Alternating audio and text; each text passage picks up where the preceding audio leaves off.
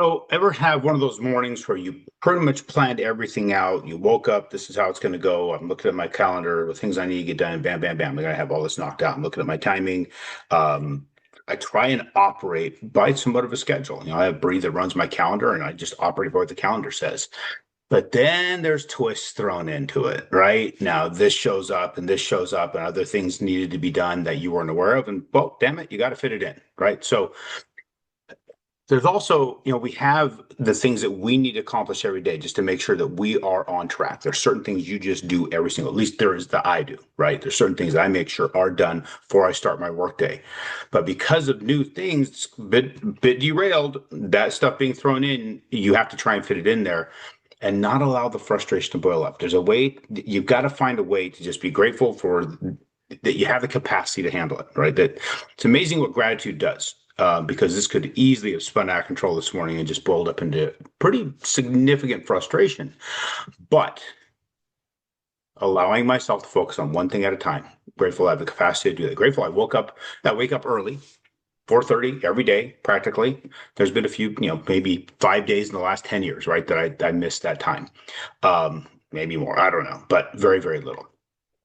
And then the focus on being able to nail down certain things that are absolutely important. The working out, right? That has to be done. I had to take care of some other personal items. The reading every single morning, a little bit of meditation every single morning, prayer every single morning, making sure the bed was made, even though I was like, I've got to get out the door. And I don't occupy it solely, but it's the most important thing to me. One of the most important things, one of the top few things every day that has to be done. And just because it's important to me doesn't mean it's important to other people. So that's another thing you got to remember. You got to wrap your head around that. What's important to you is not always important to other people. So you have to make time and energy and effort to ensure that those things are handled. Now, if somebody missed something that's important to you, and it's not important to them, you can't get pissed at them. It's amazing how boiled up people get over that. In fact, our whole world is boiling up right now about what's important to them as an individual needs to be important for all of society. It's not. You've got to take care of what things you need taken care of. You got to take care of you, and you taking care of you is taking care of other people, period. You can't expect everybody to take care of you and do it to a level that you expect and be happy about it without communicating what that is. I'm not really good at communicating needs or wants, if you will. I think we have four needs: food, water, shelter, air. That's it. Everything else beyond that is a freaking want. You can argue with me all you want. That's an internal want. If you want to fulfill a need, there's certain things you need. If you want to fulfill a want, you have to do certain things or need to do certain things to fulfill the want. So you may have needs that you have to get the want, but everything's a freaking want. Everything else is not going to kill you. So, not that I'm derailing here. Ultimately, though, gratitude. There is, if you go to Amazon, just look up practical application of gratitude. Check that out. Gratitude is an economy. It's also something that kind of helps you get through the day when you start looking at the things that you're able to do, regardless of the messes that are in front of you. It's better for you to just let it go, focus on the things, get done what you can, and then move on. But that's just me giving you a thought process today. Don't let things get to you. Don't let it boil up. Don't let it get into some big mess over little tiny things. And everything's a little thing. When it comes to stuff that's important to you, you take care of it. And if you ask other people to take care of it and they don't do it to the level that you expected and you didn't communicate properly, and communication's a big deal, guys. When it comes to communication, you are responsible for communicating 100% what is needed to the extent that the other person understands it. And you need to understand that you're responsible for making sure they understand it. Now, if you're receiving communication, you're 100% responsible for receiving it in the way it is intended. If we do that and everybody handles that, it's amazing what things would happen in this world. But nobody wants to. Nobody wants to take responsibility. It's a shame.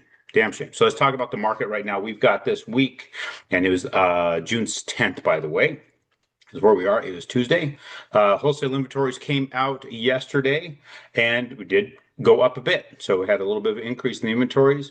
We had small business optimism was up a bit. Interesting. Small business optimism growing in our current economy. CPI is coming out tomorrow. The consumer price index. Again, one of the most grossly mislabeled damn things I've ever heard. You think it covers all the ground, but it does not. It only covers partial ground. Then you've got producer price index, PPI. That's another thing that we're going to be looking at. And then initial claims. Initial claims are going to hold some weight too. So right now our market's kind of holding tight, just so you know. Let's kind of see where we're at right here. There we go. So mortgage-backed securities, saw it go right down, hit that channel. Look, it's interesting how it hit the channel and came off it. That is a barrier. If it gets into it, then we're going to be riding around it. It came off of it. We got a ceiling here. CPI and PPI and jobless and continuing claims and initial claims, they're going to play a part in all that. So be aware of that. We'll see how this all plays out, but we're either going to ride the top into it. No, we'll see if it bounces up. We saw how it did before. Bounced up, came down, and broke into the channel. But those reports are going to have bearing, and we'll see how it plays out, because what we just saw that seemed a little bit stronger in the jobs market than what we anticipated, and that did have an effect on things. If it continues to do that, it might affect it right back in the channel. Appreciate you guys.